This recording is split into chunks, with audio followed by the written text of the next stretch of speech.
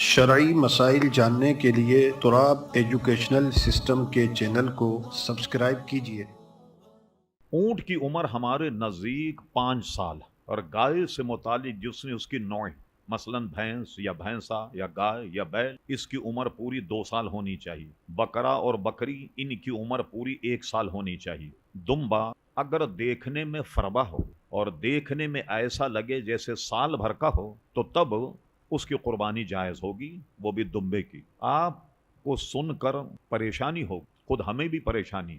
जितनी कराची में ऊंट की कुर्बानियां हैं ये सब जाया हो। इतने ऊंट हैं शहर में जो मैंने देख, जो मेरा तजुर्बा है, 2 साल 2.5 साल 3 साल, सिर्फ इतनी उम्रें ऊंट की। 5 साल उम्र होनी चाहिए ऊंट। भाई वो तो 2 साल में बड़ा हो जाता, उसका तो नाम ही ऊंट है। वो तो 2 साल में लंबा चौड़ा हो जाता और लोग आकर के बेच देते हैं और लोग इसको फख्र समझते हैं कि भाई मोहल्ले में जरा शोहरत हो गई, भाई हमने ऊंट ज़िबा किया। एक मसला ये भी है, हमारे यहाँ लिल्लाहियत तो अब कम हो गई। मोहल्ले वालों को बताना होता है कि हमने 20 लाख की गाय ली है, 10 लाख की गाय ली, उसको घुमाया जाता, फिराया जाता। बल्कि बहुत बड़े ऐसे सरमाएदार हैं कि आपको ताज्जुब होगा जिनका कुर्बानी का बजट 12 करोड़, एक फैमिली के कुर्बानी का बजट 12 करोड़। तो 20-20 25-25 लाख के इतने बड़े जानवर लेते हैं कि लोग उसकी जियारत करने के लिए आते हैं। और उसका भी टाइम है, सुबह 9 बजे से लेकर के शाम के 5 बजे तक। उसके बाद आप जाएंगे तो उसकी जियारत नहीं हो सकेगी आप। तो महज लोग नाम नमूद के लिए ऊंट ज़िबा करते हैं।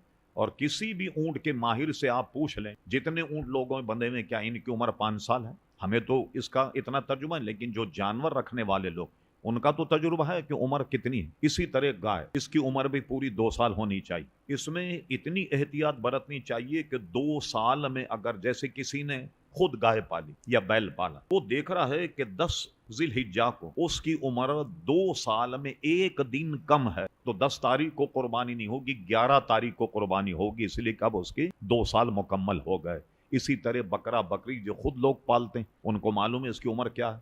अगर उसमें एक दिन कम है या 2 दिन कम है तो तीसरे दिन कुर्बानी होगी, एक दिन अगर कम है तो दूसरे दिन होगी। तो इसलिए इसमें जानवर खरीदते वक्त बहुत ज्यादा एहतियात बरती जाए और जानवर बेचने वालों पे भरोसा नहीं किया जाए। ये तो कोई फरबा जानवर हो तो कस्में भी खा लेंगे, साहब ये लीजिए वो लीजिए, ठीक। आपको ताज्जुब होगा, ऐसे ऐसे हमारे पास केस आए कि नकली दांत लगा दिए और बाद में जब वो चारा खाने लगा तो दांत गिर गए। बल्कि ऐसा भी हुआ कि जानवर जब लिया उन्होंने तो लेने के बाद पकड़ धकड़ में सींग जब निकला तो पता लगा कि एल्फी से सींग जोड़ा गया। ये एल्फी कंपनी को भी मालूम नहीं होगा कि एल्फी हमारी इस काम में भी काम आती होगी कि जिससे कुर्बानी के जानवरों के सींग जोड़े जाएं। एल्फी से सींग जोड़ देते हैं, उसका सींग अगर कट जाए तो उसमें क्या होता है, उसको कहते हैं मीख। सींग जो है एक अलग से जब टूटता है तो वो बिल्कुल अलग होने के बाद उसकी जो बुनियाद है वो नजर आ जाती, तो उस पर जोड़ देते हैं सींग। तो अगर मेंग तक सींग टूट जाए जानवर की तो उसमें आधा ऐब हो गया,